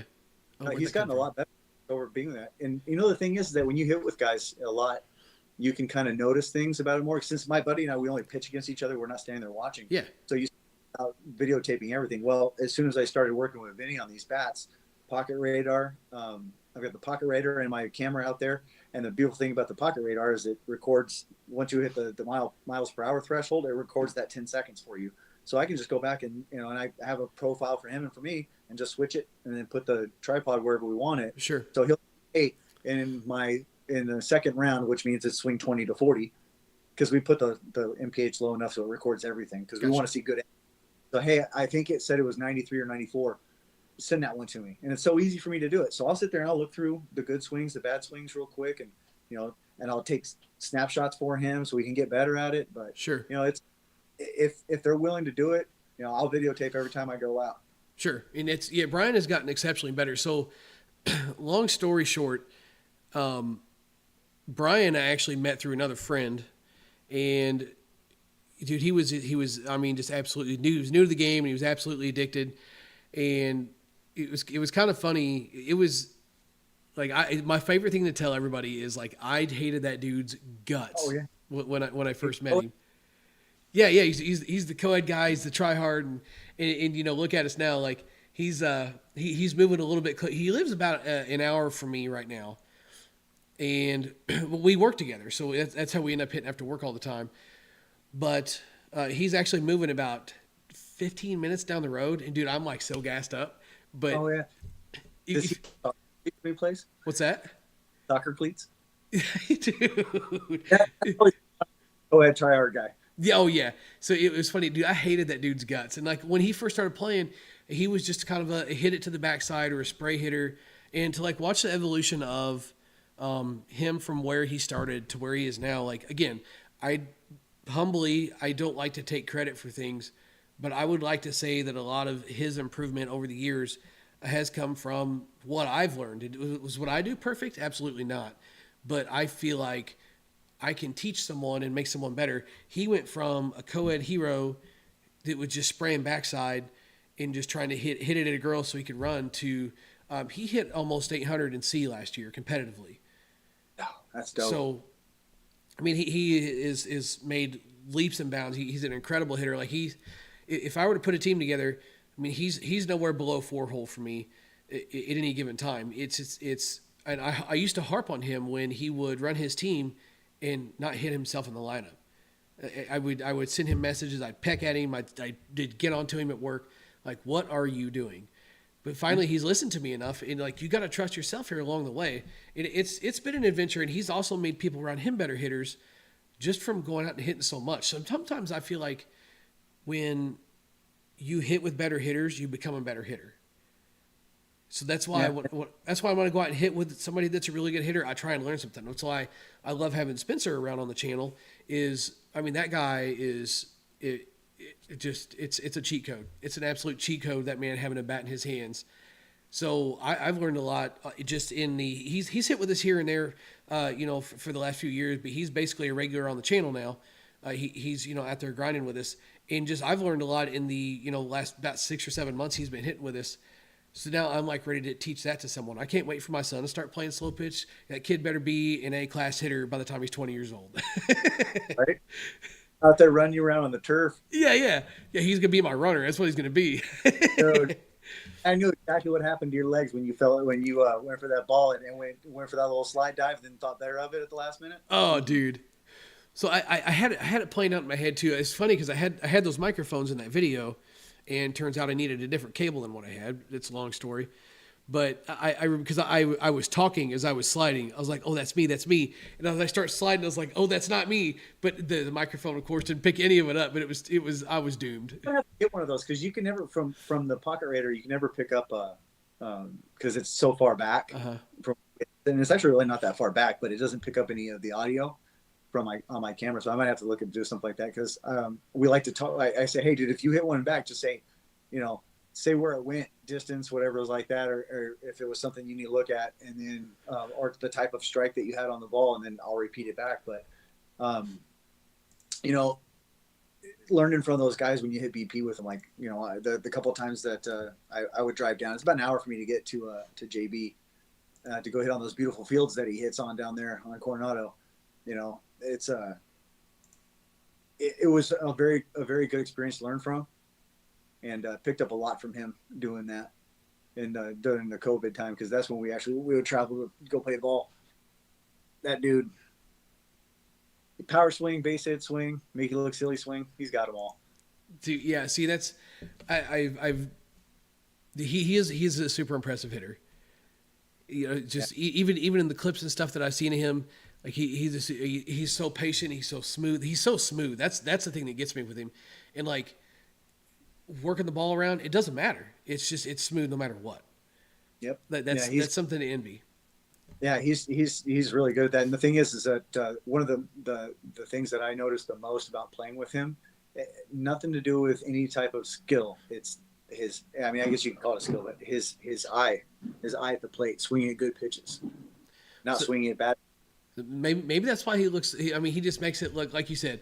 Like what do you say? Eating coffee and a donut, just out there hanging out. I mean, you never see him swing at a pitch just short or just deep. Right. Unless he's forced to in a situation, and which is very, very rare. But here's the question: when he's forced to in situations, he always comes through, right? Not always, but most of the time.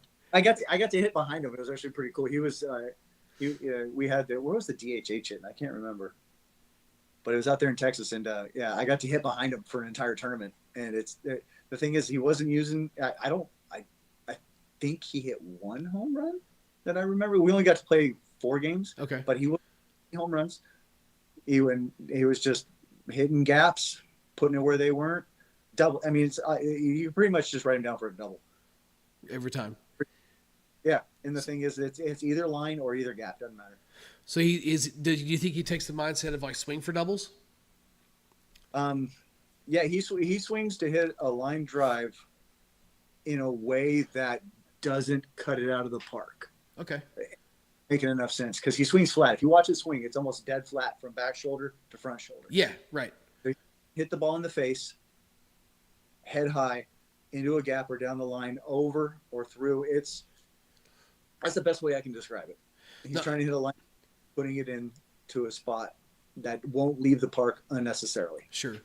So like one thing I kind of found interesting, you're talking about approaches and stuff like that here recently. Somebody kind of clued me in on it. Is like when you're playing on a big field and it's like you still want to keep the ball down, just swing for a double. Like if you've got enough real estate out there to work, then just swing for a double. Don't worry about trying to keep it down. It's like you playing on a big field, then sometimes you'll get your infielders that want to like play back because it's such a big field. So it's going to try to encourage you to try to hit it over them. But then you get too consumed in hitting it over them, blow it out of there. So it's just like just swing for whatever your double swing would be, to swing for that, because it's still not at an infielder. Well, that makes sense. That's one of the things that I learned about playing senior ball, especially when I moved into playing shortstop more, because I normally play center or short. Just depends on who shows up for our team that day or who's missing. And it's something that could transition a little bit more, because I mean, if you watch like the majors guys, they're all playing super deep. Are they playing for double plays? No, they're playing for one out at a time, because every out puts on the offense. And in senior ball, especially when we're limited on runs, guys aren't trying to hit home runs all the time because we're limited on those twos, and they happen easily with senior bats. You see guys that, I mean, there's a couple of fields I play on. I'm playing in the outfield grass by 20, 30 feet sometimes at shortstop, because if I can cut off a hard ball hit to either my right or the left and still get a force out at second base, it puts that much more pressure on the hitter to try and hit somewhere else. Sure. Yeah, at least you play back, you get one out instead of trying to play and banking on a double play. No, I like that mindset. Yeah, double plays don't happen that often. And sometimes it's even, obviously you see the pitcher cover second base a lot. Sure. With outs. I mean, you could almost just do that with just any force situation, period, just to try and get outs. So we've done that before, where I will push by infield. I mean, literally all of them into the grass. I'll just cover the closest bag. Wherever the ball goes, I'll cover the closest bag. Even higher level, really that much. What's that? I mean, you do You don't see a lot of mishits in there. I mean, did you watch since you finished what you're going to say? Then I'll talk. Sorry, I cut you off. So, like that's I'm talking like we're playing like local tournaments and that kind of thing. But it's I'll push everybody into the grass and just beg, hey, look, I'll cover a bag. Whichever way it goes, I'm going to that bag. If it's a deal where you got to force anywhere, I'll push everybody into the grass and then just go cover a bag. Just like you said, if all I need is one out here to get out of an ing or a jam or whatever else, give yourself a chance. Like, I feel like that's one thing that you don't see enough of is people doing that, pushing everybody back and a pitcher covering the bag. Yeah. I feel like it's kind of a cheat code at times, especially if you've got good infielders too. It can be kind of a cheat code. Yeah, and seniors lose speed quickly. Yeah, that's also true. They lose speed quickly. They don't run like they used to. And the thing is, a lot of the runners, guys that do run, they run because you're on some limited runners. Right. So I've started getting to the point where I'm not going to run for everybody anymore, because if I'm playing outfield, I need to save my wheels. Yeah. Because in senior ball, you're picking the ball up off the fence a lot. I guess that's true. Yeah, you probably are getting a little bit of work out there. Yeah, especially on the smaller fields, because you play to BLD with senior bats. I mean, any ground ball past an infielder, if it's not to an outfielder, there's a good chance it's going to get to the warning track or the wall. So you're probably just playing the fence anyway, then, right? I don't. I know my outfielders would probably kill me, but it bugs the hell out of me when they play. So now my left fielder, I got none but freaking love for that guy. Fast guy, quick, good arm, gets good reads on the ball. But I feel sorry for him because the balls going to left field off a senior bat aren't fun to deal with. No, I can imagine knuckling and top spin and yeah. In center field and right field, you can play a little bit shallower, because if it goes over your head, it's probably a home run anyway. True. So why cut off a fly ball that would have dropped, or get to a line drive, or even if just you by playing in further keeps a guy going from first to third, that's a better situation for you, because now it doesn't mean they're going to score on a base hit because they're hit so hard. True. Because that's the other great thing about senior ball. I actually really like it. Is there's the commit line and then there's the scoring line. So it's a force play at home. True. So don't try and airmail it to home. Hit your cut. Let him throw it to home. So you got two short throws. They're a lot more accurate on that second one. Yeah. See, I guess I guess I'm gonna have to get myself ready for senior ball. I mean, I'll be there in a few years. A lot of you're what, 30? I'll be 36 in July. Youngin. Yeah. Well, anyway, don't feel young, but so yeah, it's it's just the strategy. Obviously I've watched senior ball and that kind of thing, but to put some different mindset in the strategy, I never thought about that either. It's like a force at home, so just get it there. No matter how you get it there, just get it there. That's what I always told my outfitters. If you get a ball hit you like that, obviously if it's right at the left fielder, he's going to the shortstop. It's right at me, I'm going to the 5-man. And then depending on who's where, right fielder picks the second baseman or the first baseman. Right. That's fair. And and they don't have to come out to meet you. Actually, get closer towards the base to where the baselines would be, and just catch and throw. It's going to be a lot faster, and a lot more accurate. Right. Well, listen, I've had you on here for an hour and 28 minutes. No kidding. Yes. We could probably sit here and talk for another hour and 28 minutes. Yeah. But you need to get your night wind down, because you are an early bird. You are a very early bird. Tomorrow I've got the day off. Oh, you lucky dog. 980. So it's 9 days for 80 hours. Oof. Yeah, so every other Friday is off for me. Man, that's not a bad gig. No, it's not actually kind of like that. See, 410s would be a little different, because I'm at work 9 hours, and that kind of stretches it. Plus, I still have a little bit of time left at the end of the day. Sure. So, but that Friday off, it turns every other weekend to a 3-day weekend. You can get a lot of things done that you wouldn't normally get done. Well, hopefully you're hitting tomorrow. Hopefully that's what you're getting done. Sunday morning I'm hitting tomorrow. I've got to put my my master bedroom back together. I did flooring and baseboards. So you're coming here next, right? Yeah. Oh, sure. And then I got to make some of these. Uh-oh. I got to make some more of these. Vinny, we finally have a little bit of market for these. So I bought a branding iron. Okay. That does. Oh, that's dope. Yeah. So actually, I put it here too, but that's kind of silly. But I get these gloves off of Amazon. I don't care if people know how much I pay for them. I paid enough for the brand, so it doesn't matter. Yeah. But I'll take them. I'll make these. So I got to go and get a whole bunch of those made for Vinny. He's going to take them to tournaments with him. So are you just making those there at the house?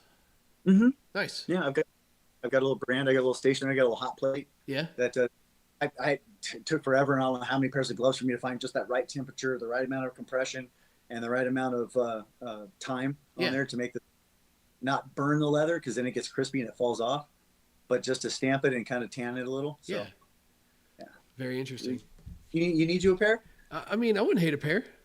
What size glove do you wear? For 3M makes those dipped gloves, right? They have the different colored bands on. There's like red, green, brown. Yeah. What size do you wear in those? Ooh, so that's a good question. I don't wear those. I work in like a sanitary cleaner environment. So I mean, I'm always wearing like latex gloves and shit like that. So like generally speaking, like the Louisville gloves I have now, I think are 2X's, and like Bruce Bolt's is like a 3. If that gives you any kind of gauge on size. Never wore bolts. I've been wearing these for years because I always rip gloves, and then I take the little pad that comes in there. If you can see the stitching, I take that off. Really? Why? It makes it thinner. Oh, clever. And I usually I'll go through a pair of those once every year and a half. Yeah. But and then once BP, I never went back. The biggest thing to me is getting them broke in. Wet them. They're sweat. But they stink though. They stink when you do that. What?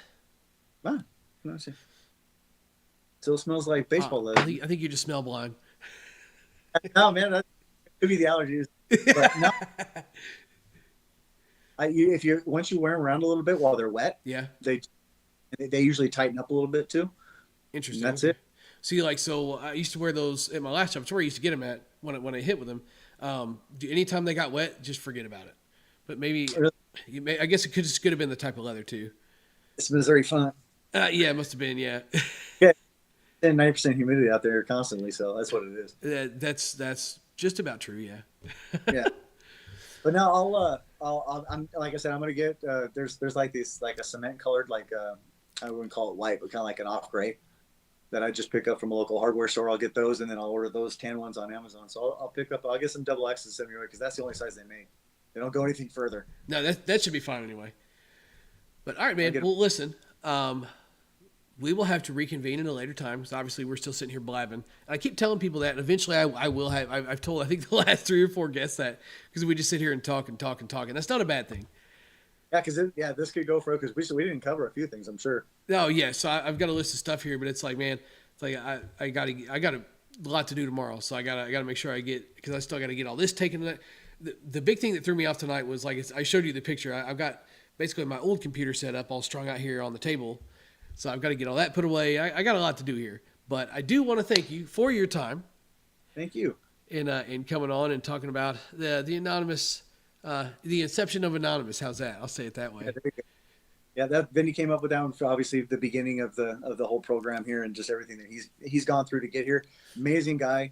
We'll try and do I want to plug him obviously now. Sure. For the brand get off. Yeah, but amazing guy. Will always try and do the best he can for his customers because not everybody's going to be satisfied for whatever reason. And he does the best he can for everybody. With whatever's going on. If they're dissatisfied, he tries to do something for them. Even though nothing's implied with anything that we give because it's all non-warranty. But if he feels like, so he always does that. And the gloves are awesome. They're if you've had a Pro 44 on your hand, they're very, very comparable. Okay. So the thing is then, and the thing is you can customize it too. Let me say that was fun. You can customize it to your heart's delight. It's still going to cost you the same amount of money. That's good. And if you have special requests, I just heard from him. He made a glove the other day. He can get a little bit softer over leather if you want. So it's almost game ready, like the 60% break-in thing. Uh-huh. And then also, if you want a bigger pocket in there, they can make them stretch wider. But I don't know if that comes with any type of cost increase, but he didn't tell me it did. But, the gloves are sick. I love them. Go all the way up to 14. He can do dual welting up to 14-inch. I mean, some of the guys won't even do that. Yeah. And there's some crazy things he can do. If you have an idea, he can make it happen for you. Really? That's cool. He'll design them all. If you gave him an idea on what you wanted, he can design it for you, and then he'll show you a product, and then you can decide if you want to go with it or not. Hey, that's customer service right there. Yeah, full customer, usually usually it's around 6 to 8 weeks, but if you get the order in the right time, it's 4 to 5. Damn. Yeah, he does well for people because you're a small guy in this big brand business here, and you do well by people. It's gonna show. Yeah, that's one thing I try and do is obviously there's not a lot of us when it comes to like softball YouTubers, but try and take care of the people that you do have because you don't have a lot. So you can't afford to lose a lot. So Yeah. it's just the same thing with a small business. My dad owned his own business for years, and so has my brother. It's take care of who you can because you don't have a lot. So you got to keep the people there coming back. And you get more from that good word of mouth too. And one thing I forgot to mention. So Vinny's brother, Dave Vincent, that's Villain. VLN. No way. Yeah. Oh Yeah. man. See, we didn't get down the softball road, the softball fans road. That's for sure. We got to reconvene on that one. I was telling my wife tonight about Joker, and Oh yeah. it's the who was it, man? It was so I was active on a few different forums. There were softball fans and just like different niches of forums. There's a car forum and a gaming forum. I'm 90% sure, and maybe somebody on here can correct me on this if I'm wrong, but wasn't he banned at one point? But we raised enough money that we convinced Coach to unban him. Is that right? It could have been because I know he got banned, and then the thing is he's really smart when it comes to techie stuff, so he'd be able to change his ID and come back as somebody else, which a lot of people did. But I think the most epic thread. I mean, there's so many epic threads on there, but I think one of the best threads ever was him roasting Average J in the. With that, like it wasn't claymation, but it was taking the little action figures. Yeah. Dude, that was the best roasting of him. And he took it in stride. I don't know Average J from anybody else, but that was people would sit there and wait for the next edition to come out. Dude, I completely forgot about Average J. How did I forget? Oh my gosh. Series, bro, the 3 series. Dude, yeah, we're doing the thing. We're squirreling again, and it's about softball fans. No, all right. No, it's all. That is softball. The lounge was life. But hey, the whole what? Nothing but the what? Yeah. Oh yeah, the green binky light thread. Dude, there's so much on there. I always thought it was funny too. Gio, if you're in here, man, you talk about a guy. So what is he might just be a Giovanni Laurenti on the chat here. That's STL Coach. Okay.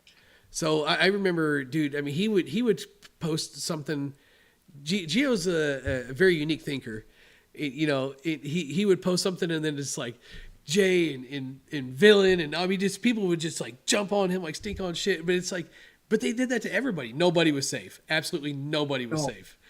No, and I think that was that. I mean, that's a time we can never get back because that was so much fun. Yeah, all the GNSP threads and Yeah, and speaking of all those softball fans, if anybody's got a 26 or a 27 fully loaded silver JMac plague, virus plague, whatever from back then, ooh, boy, dude, hey, I gotta no. You know what?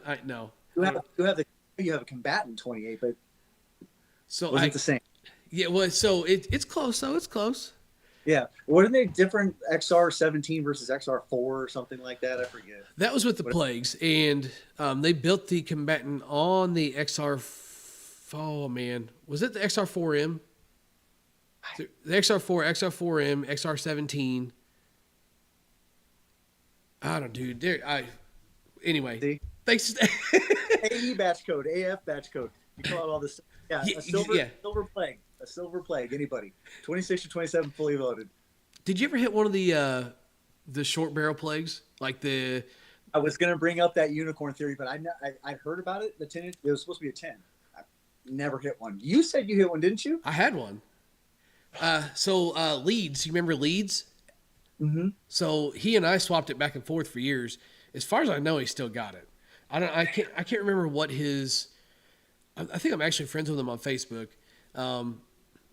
I'd have to look. We swapped that thing back and forth. He's got it, but dude, yeah, that's a thing. It's a real thing. It is 100% a thing. And for anybody that might not know what we're talking about, that's back when like player models were player models. Okay, this wasn't player model. No, this was legit. Like you only got one of these if you played for that team. Like, yep, they didn't make those. Yeah, that's. I mean, so when I found that virus, that combat virus, the 10-inch barrel. I got it for $42 off of eBay. Yeah. Randomly, just looked. I don't know why, but I did because I hit you up about One Pieces and stuff like that. And and I was looking for the silver one, and that one came up, and I'm like, dude, I can't pass that up. Yeah. $40, dude, that's a steal. I don't care if it's beaten with a crack on it. I'll still take it just for fun. Well, yeah, because it'll still last too. Oh yeah, I hit it in BP the other day, but of course my external battery died, and so I didn't get any of my exit velos or nothing like that because I was going to send them to you. Do you have a tester?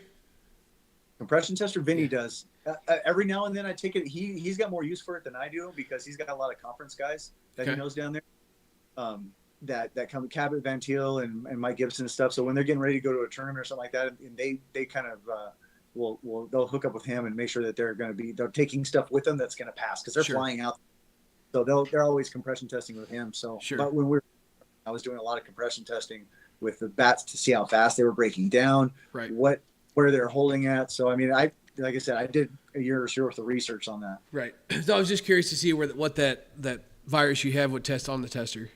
Next time I see him, I'll take it. I'll try and get it because I'm going to see him here eventually. So what I want you to do is I want you to put it in the tester like you normally put it in, and then I want you to move it out to that spot on the end and test it and see what it tests at. Okay. Yeah. Did you see the post? Is one of the guys that I know, Tom Langenhorst. I know him really well. He did a compress. He took the little bump stop at the end and just put it down, and he compressed it, tested it all the way through the barrel. Interesting. Okay. Yeah. So that's something it obviously tells you how broken a bat is, how big the sweet. And I think that's kind of showing. So I mean, it's only a 10-inch barrel, but yeah, I'll compression test it and see what the numbers are on it. If I'm gonna guess, I'd say because it is a 10-inch barrel, it's probably gonna be testing high. Yeah. Oh yeah. I'd say it probably still over 2. Dude, I bet. So you've hit it. What's it feel like? Does it feel like, oh my God, this thing is good, or is it just like this thing's all right? Those techs, they felt soft, but they were still really high in compression. Yeah. So, but I mean, yeah, it feels great to me. But then again, the other guys at the night, they didn't think so. Okay. So, if you're a good ball striker, you like that bat, I'm saying it's still testing 280. I'm just gonna put it out there. Yeah, I think so. So, all right, I'm gonna get up with Vinny and I'll test it and I'll shoot the video for you and I'll send it and you can post it. Yeah. All right. Well, listen, hey, we appreciate it. Thanks for coming in, checking it out. Thanks to everybody for stopping in and checking it out. Swear in case you hit it. BP Hero, catch y'all next time.